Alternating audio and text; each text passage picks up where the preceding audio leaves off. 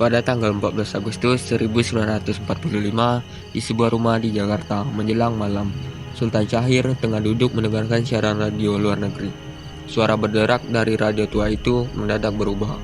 Sebuah kabar mengejutkan terdengar.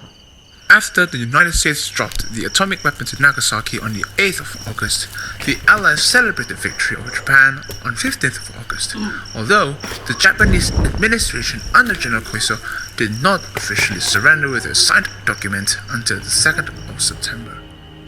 Begitu mendengar kekalahan Jepang, Sultan Syahrir segera menyebarkan kabar itu dan mendesak Soekarno dan Hatta untuk segera memproklamasikan kemerdekaan. Namun, mereka menolak. Mereka masih menunggu jalur resmi melalui PPKI. Setelah penolakan itu, para pemuda pun gelisah. Tanpa sepengetahuan Sultan Syahrir maupun Ahmad Subarjo, mereka menggelarkan rapat rahasia dan merencanakan penculikan Soekarno dan Hatta. Setelah rapat rahasia itu, para pemuda tak menunggu lama. Malam itu juga, mereka menyusun langkah berani untuk menculik Soekarno dan Hatta. Mereka tahu ini bukan keputusan kecil, tapi mereka yakin kemerdekaan tak bisa ditunda lebih lama lagi.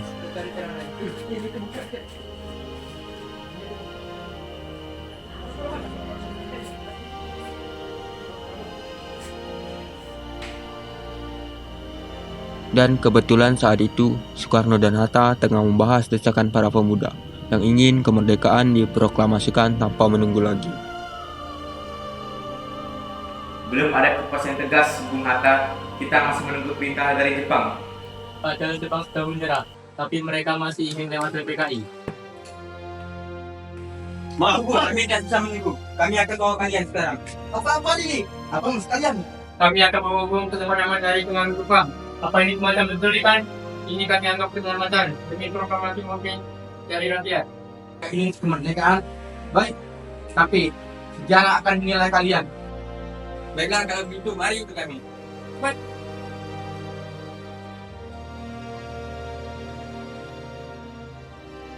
Duduk. Setelah kalian memaksa kami ke sini, lalu apa? Bu harus proklamasi sekarang juga. Kami ingin merdeka, tapi tanpa pertimbangan itu bisa bunuh diri. Kami tidak bisa tunggu. Rakyat sudah siap mati demi kemerdekaan. Baiklah, kalau begitu kemerdekaan akan dilaksanakan besok pagi di Jakarta. Setelah menculik Soekarno dan Hatta ke Rengas Dengklok, para pemuda kembali ke Jakarta. Mereka lalu bertemu dengan Ahmad Subarjo dan menyampaikan rencananya bahwa besok Soekarno dan Hatta akan menyusun teks proklamasi. Namun, kabar itu tak membuat tenang, justru sebaliknya. Ahmad Subarjo murka. Ia mengancam aksi sepihak para pemuda, menculik dua tokoh bangsa tanpa izin dan tanpa pertimbangan. Kalian bawa Soekarno dan Hatta, kan harus tahu ini bisa berbahaya. Kalau kami tidak paksa, proklamasi akan ditunda-tunda. Saya jamin proklamasi akan dilakukan. Saya sendiri akan menjemput mereka sekarang.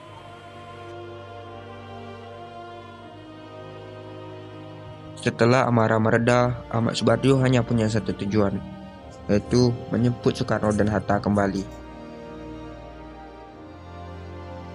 Bu, kita pulang ke Jakarta. Bersama nama Ida bersedia membantu. Baik, besok pagi kita merdeka. Dan keesokan harinya, di sebuah rumah milik Laksana Maeda, Soekarno duduk menunduk di depan meja. Dengan pena di tangannya, ia mulai menulis teks yang akan mengubah nasib bangsa. Di sampingnya, Muhammad Hatta dan Ahmad Subarjo turut mendampingi. Tiga tokoh, tiga pemikir menyatu dalam satu tujuan. Dan tepat pukul 10 pagi, 17 Agustus 1945, di halaman rumah Soekarno, Pengasaan Timur nomor 56 Jakarta. Teks itu dibacakan. Tak ada podium mewah, tak ada pengeras suara, hanya satu mikrofon sederhana dan semangat rakyat yang membara. Dengan suara lantang, Soekarno menyatakan kemerdekaan Indonesia, sebuah momen bersejarah yang lahir dari desakan pemuda, ketangguhan pemimpin, dan keyakinan akan masa depan. Proklamasi. Kami, bangsa Indonesia, dengan ini menyatakan kemerdekaan Indonesia. Hal-hal yang mengenai pemindahan kekuasaan dan lain-lain diselenggarakan dengan cara saksama dan dalam tempo yang sesingkat-singkatnya. Jakarta, 17 Agustus 1945, atas nama bangsa Indonesia, Soekarno, Hatta.